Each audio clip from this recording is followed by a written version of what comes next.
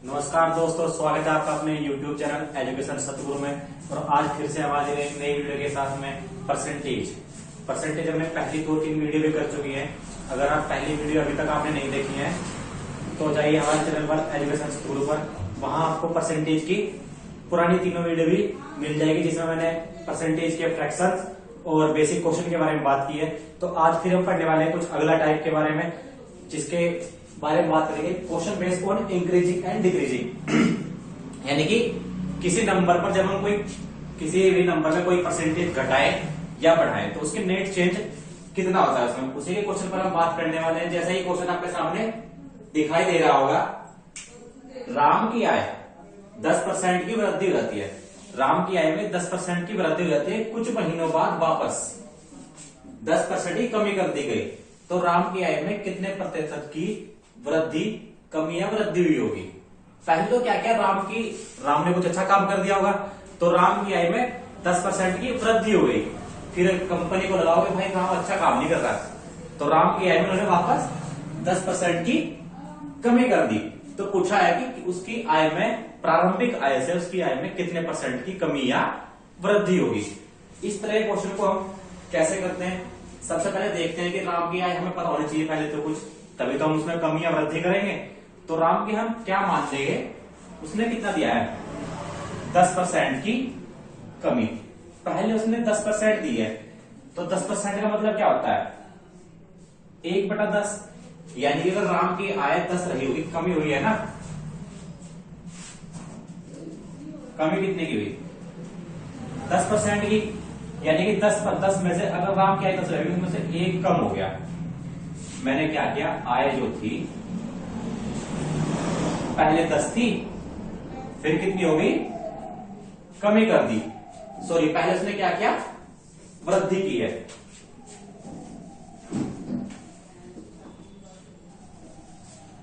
वृद्धि कितने की हुई? यानी कि इंक्रीज कर दी कितनी?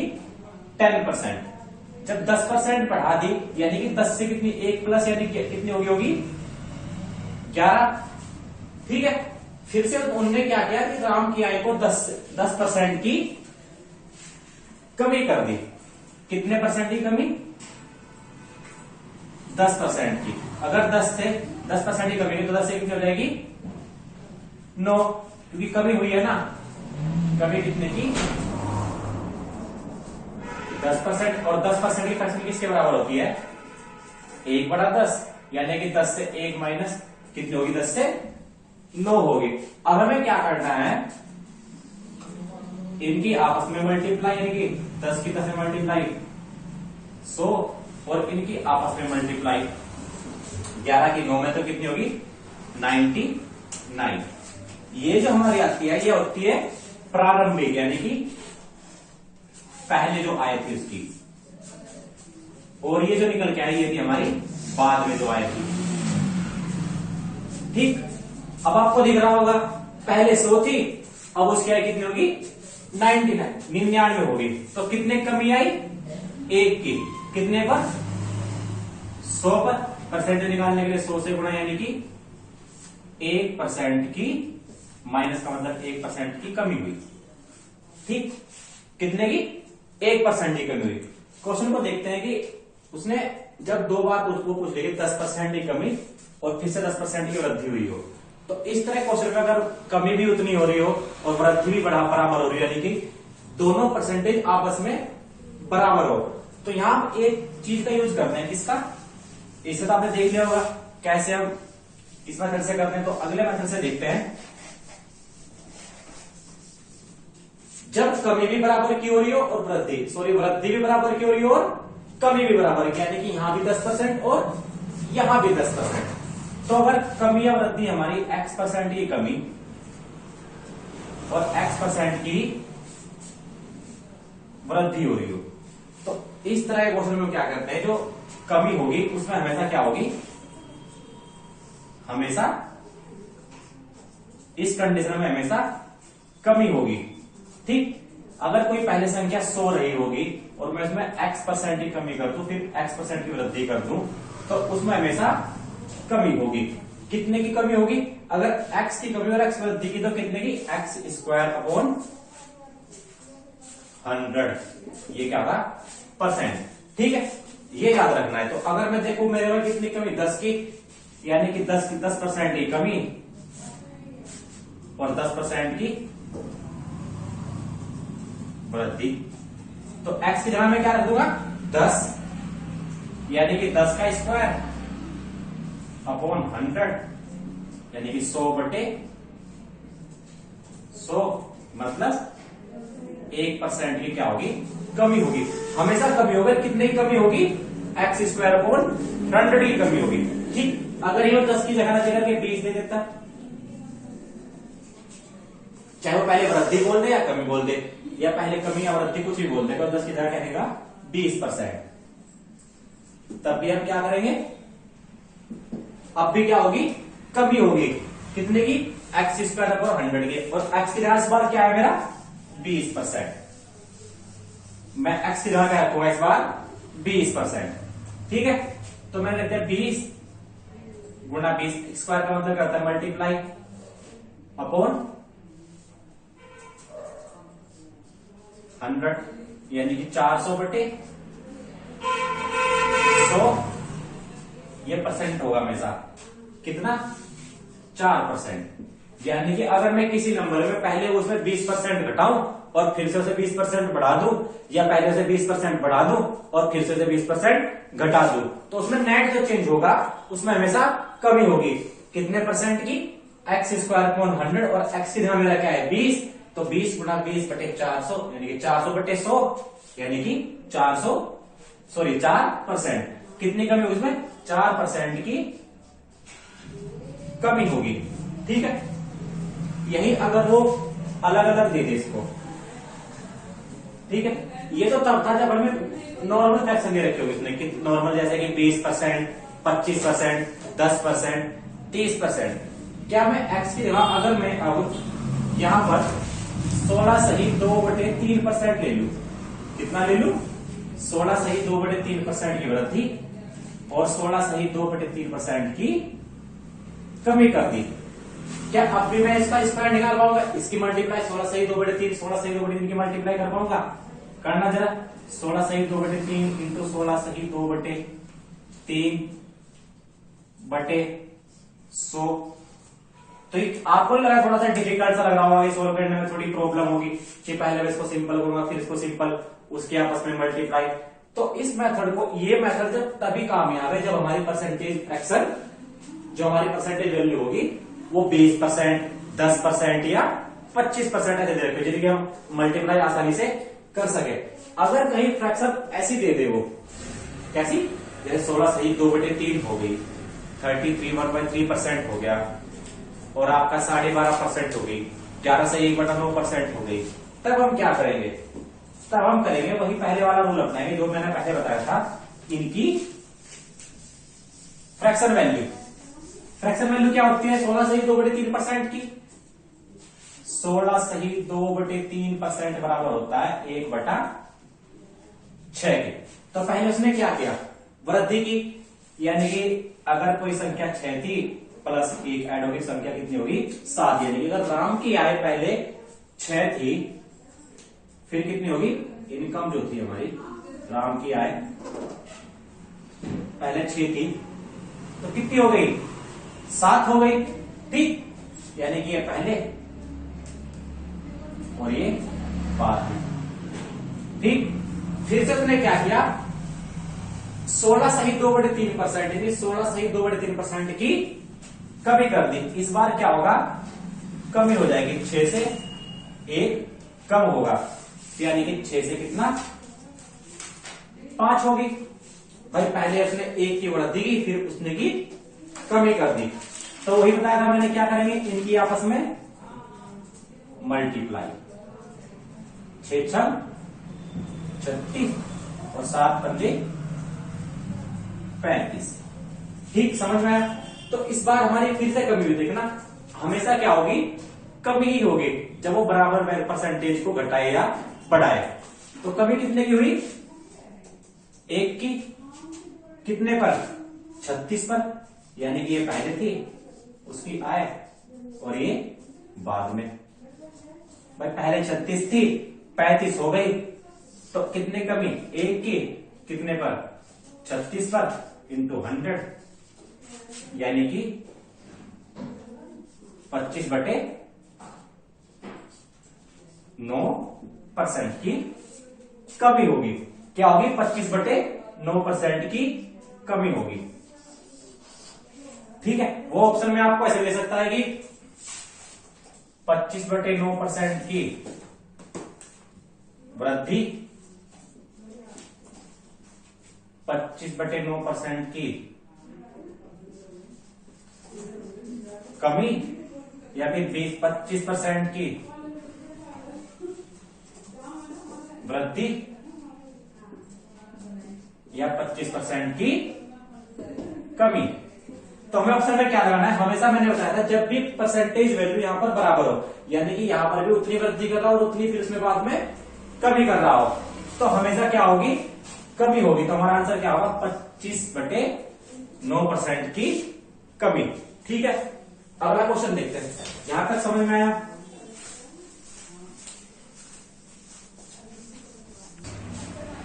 तो अगला क्वेश्चन देखते हैं हम। अगला क्वेश्चन में उसने क्या बोल रहा है कि किसी संख्या में 25% की वृद्धि की जाती है तथा पुनः 20% की कमी कर दी जाती है। यानी कि हमारे पास कोई नंबर था, हमने उसमें पहले 25% की क्या कर दी, वृद्धि कर दी, और फिर पुनः उस नंबर में 20% की क्या कर दी, कमी कर दी। तो संख्या में कितने प्रतिशत का की कमी या वृद्धि होगी। ऑप्शन है हमारे पास 5% की कमी, या 5% की वृद्धि, या 6 सही 1/2% की कमी, या नो चेंज, यानी कि संख्या में कोई बदलाव नहीं होगा। तो देखते हैं सोल्व करके कैसे। मैंने यही 2-3 मेथड बताए थे आपको, या तो आप कैसे कर लो, 100 मान करके संख्या को, इसको 100 मान लेते हैं। पहले कोई संख्या हमारी क्या थी, 100 थी, ठीक, उसमें क्या क्या 25% की वृद्धि कर दी। 25% कितना होगा, 100 का, 100 का 25%, 25 यानी कि 125 होगी। ठीक, अब उन्होंने क्या किया, 20% की कमी कर दी। अब इसका 20% निकलने तो कितना होगा, इसका 20%, 125 का 20% होता है, निकाल के देखते हैं। 125 का वैसे 25 होता है, लेकिन मैं निकाल के बता देता हूं कैसे निकालना है। 125 का 20%, यानी कि 1/5, 25 125 तो कितना है, 25। अब इसमें क्या करेंगे, पहले वृद्धि करी, तो अब क्या होगा, 25% की कमी। तो पहले 125 में 25% की कमी करूंगा तो कितना हो जाएगा, सॉरी 20% की कमी करूँ, हाँ 20%, 25% की हमने क्या की, वृद्धि कर दी, और अब क्या करूंगा मैं, 20% की कमी। और मुझे पता है कि 125 का 20% कितना होता है, 25। तो 125 में से 25 ये कितने बचे, 100। ये आ गई हमारी बाद में संख्या। पहले संख्या 100 थी और अब भी 100 ही है हमारी संख्या। क्या संख्या में कोई बदलाव आया, नहीं। इसका मतलब आंसर क्या होगा हमारा, नो चेंज। अब इसे देखते हैं फ्रैक्शन से कैसे कर सकते हैं। ये तो था हमारा 100 मान करके इस संख्या को। अब हम देखते हैं इसको फ्रैक्शन से कैसे करते हैं। 25% की फ्रैक्शन क्या होती है, 25% की क्या हुई, पहले उसने वृद्धि की, वृद्धि कितने की, 25% की। और मुझे पता है 25% मेरा बराबर किसके होता है, 1/4 के, यानी कि 4 पर 1 की वृद्धि। पहले अगर कोई संख्या 4 थी तो अब कितनी होगी, वो 5 होगी, क्योंकि 4 पर 1 बढ़ा। फिर से उसने क्या किया, 20% की कमी, यानी कमी कितनी, 20, इधर लिखता हूं 20%। और 20% की फ्रैक्शन कितनी होती है, 1/5। यानी कोई अगर संख्या 5 थी, कमी कितने हुई, 1 की, यानी कि 5 पर 1 की कमी। तो मैं क्या लिखता हूं, 5 पर मेरे नंबर कोई 5 थी, तो फिर 1 की कमी कितनी होगी, 4। वही बना था, इनकी आपस में मल्टीप्लाई और इनकी आपस में मल्टीप्लाई, 5 चौक 20, और यानी 5 चौक 20। ये नंबर मेरा पहले था और ये बाद में। तो नंबर मेरा पहले ही 20 था और अभी भी 20 है। क्या संख्या में कोई बदलाव आया? नहीं, संख्या में आप 0% का चेंज, यानी कि कोई चेंज नहीं। आंसर क्या होगा हमारा? No change. अगला क्वेश्चन देखते हैं। अगर यही वो बोलते 25% की जगह 16 सही 2/3% की वृद्धि, और यहां बोलते 33 सही 1/3% की कमी। ठीक, देखते हैं क्या इस नंबर को मैं 100 मानकर कर पाऊंगा? बिल्कुल नहीं कर पाऊंगा। 100 की संख्या को तब मानकर करूंगा जब मुझे परसेंटेज बराबर दी गई हो, यानी कि जैसे 20%, 10%। अगर दोनों परसेंटेज बराबर होगी तब भी मैं यही मेथड लगाऊंगा। फ्रैक्शन में होगी तब भी लगाऊंगा। फ्रैक्शन में नहीं है दोनों नंबर, यहां पर दोनों नंबर में ये भी 20% होगा और ये भी 20% होगा, यानी सिंपल फ्रैक्शन होगी मेरी 20%, 25%, 30%। अगर बात वो कमी भी 20% ही कर रहा हो और वृद्धि 20% ही कर रहा हो तो क्या करेंगे हम? x² अपॉन 100 वाला रूल लगाएंगे। जब फ्रैक्शन वैल्यू बराबर दे रखी हो, यानी 20% की कमी और 20% की वृद्धि, तो हम क्या लगाएंगे? x² upon 100। अगर उसने दे दिया 16 सही 2/3% की वृद्धि और फिर से 16 सही 2/3% की वृद्धि, तो फिर हम अपना ये वाला रूल लगाएंगे, फ्रैक्शन रूल। ठीक है, तो उसने क्या दिया है? 16 सही 2/3% की वृद्धि। इसको देखते हैं कैसे करते हैं।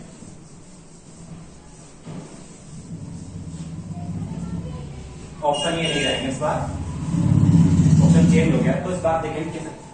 उसने कहा है कि 16 सही 2/3% की कमी। 16 सही 2/3% की फ्रैक्शन कितनी होती है? 1/6। शायद दिख नहीं रहा होगा, इंक डाल देते, दूसरा मार्कर यूज करता हूं।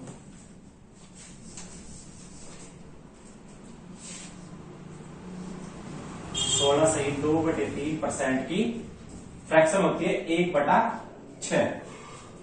तो पहले उसने क्या किया? वृद्धि की। 16 सही 2/3% की वृद्धि, यानी कि संख्या जो हमारी थी 6 से कितनी हो गई? 7 हो गई। अब उसने क्या किया? 33 सही 1/3% की कमी, यानी कि 33 सही 1/3% की कमी, और इसकी फ्रैक्शन क्या होती है? 1/3, यानी कि 3 में से 1 की कमी। तो अब क्या देगी हमारी संख्या? 3 से 2। ठीक, आई बात समझ में? तो यहां हम क्या करेंगे? वही इनके आपस में मल्टीप्लाई, 6 या 18 और इनके आपस में मल्टीप्लाई 14। ठीक, तो कमी कितने की आई? वृद्धि हुई कि कमी हुई? हमारे नंबर में क्या हुआ? 4 की कमी हो गई, क्योंकि हमारा नंबर पहले 18 था, अब कितना हो गया? 14 हो गया। ये जो निकल के आता है, मैंने बताया था, ये होता है पहले जो संख्या रही होगी, और ये होता है जो चेंज के बाद संख्या रही होगी, यानी कमी आ गई 4 की। कितने पर? 18 पर। परसेंटेज निकालने के लिए 4 की कमी कितने पर? 18 पर, यानी कि 2/9। और 2/9 की क्या होती है? फ्रैक्शन निकालने के लिए क्या होगा? परसेंटेज निकालने के लिए 100 से मल्टीप्लाई, यानी कि 200/9%, या मैं कह सकता हूं कि 22 सही 2/9%। ठीक, यही हमारा क्या होगा? आंसर। और ये क्या होगी? वृद्धि हुई होगी, क्योंकि वृद्धि हो रही है तो वृद्धि आंसर होगा। ठीक, समझ में आई बात? आगे देखते हैं अगला क्वेश्चन।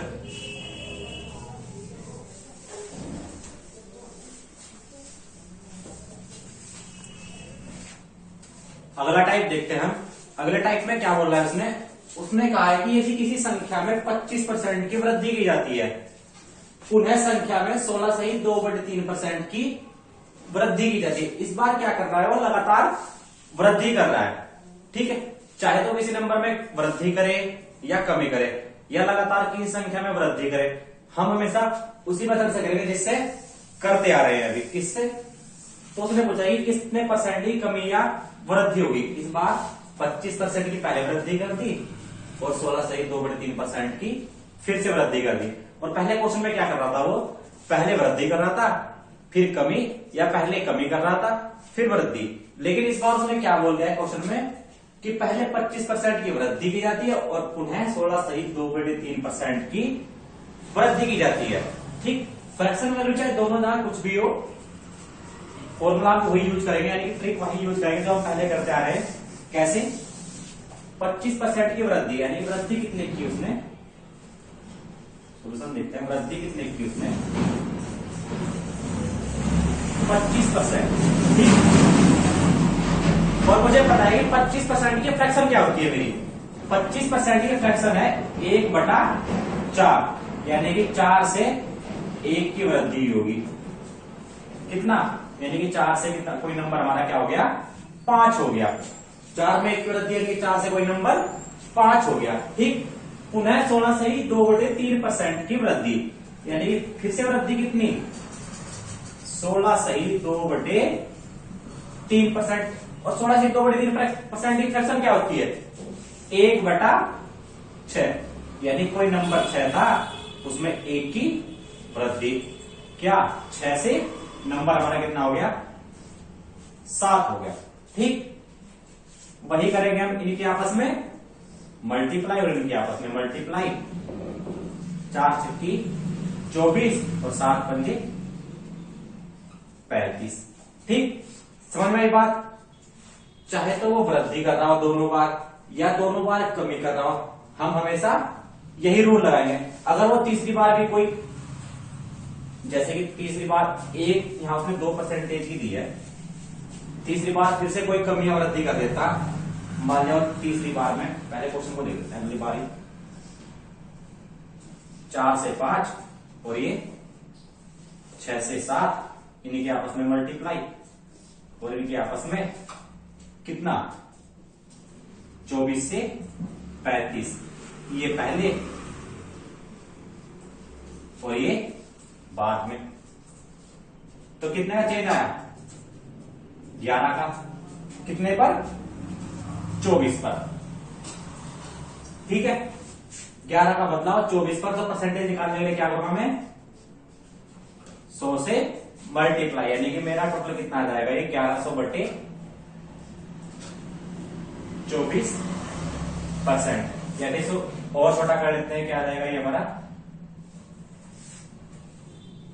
4 से कटेगा 24, 4 से 24, 25 और ये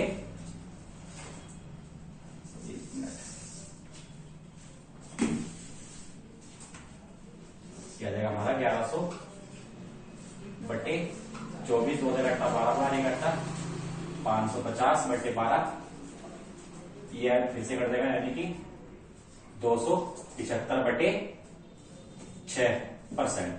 ठीक है, तो आंसर क्या जाएगा हमारा, 275/6%।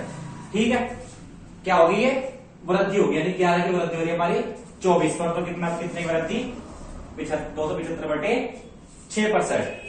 अगर वो यहां पर 2% आ जाएगा, 3 दे दे, यानी कि अभी चलो उसने क्या किया, पहले 25% की वृद्धि, फिर 16 से 2/3% की वृद्धि, और एक बार फिर से बोल देता वो कि 20% की पुनः वृद्धि, यानी कि कर्म अगर लगातार वृद्धि करता चला जाए, जैसे कि पहले 20% की, 25% की, यानी 5 से संख्या कितनी होगी हमारी, 4 से 5, फिर 16 से 2/3%, यानी कि 6 से 7। अगर एक और बोल रहे थे कि 10%, यानी कि 10 से 11, तो इनके आपस में क्या करते हैं, हम तीनों की मल्टीप्लाई करते, जो रिजल्ट आता हमारा ये पहले वाली संख्या और ये बाद वाली संख्या। ठीक, जो नेट चेंज आता प्लस या घटता संख्या, उस पर क्या करते, परसेंटेज निकाल देते। यानी कि कहने की बात यह है कि चाहे आपको कितने भी परसेंट दे दे और कितनी भी बार रूल घटाए या बढ़ाए, हमेशा हम रूल क्या लगाएंगे, यही लगाएंगे, मल्टीप्लाई का रूल फ्रैक्शन का। ठीक है, क्वेश्चन देखते हैं इसी बेस पर, जब चाहो 3 बार लगातार वृद्धि कर रहा होगा तब आपकी ज्यादा समझ में आएगा। तो क्वेश्चन देखते हैं थोड़ा,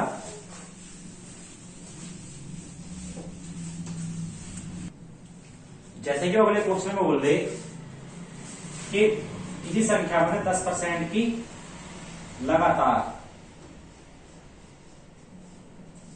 3 वृद्धि करी, 3 बार लगातार हमने क्या किया, 10% बढ़ाया, यानी कि पहले 10%, फिर से 10% बढ़ाया और फिर से 10% बढ़ाया। ठीक है, यानी कि लगातार क्रमागत वृद्धि कर दी। तो वही क्या करेंगे हम, देखो 10 से कितनी संख्या होगी, कोई संख्या 10 से क्या होगी 11, फिर से 10 से क्या हो जाएगी 11, और फिर 10 से क्या आ जाएगी 11। वही हम क्या करते थे पहले, जैसे 2 नंबर होते तो हम 2 की मल्टीप्लाई करते थे आपस में। इस बार क्या है 3 नंबर का आपस में क्या करेंगे, इन तीनों की मल्टीप्लाई कर देंगे, यानी कि ये कितना आ जाएगा हमारा 1000, और ये कितना आ जाएगा 11 क्यूब 1331।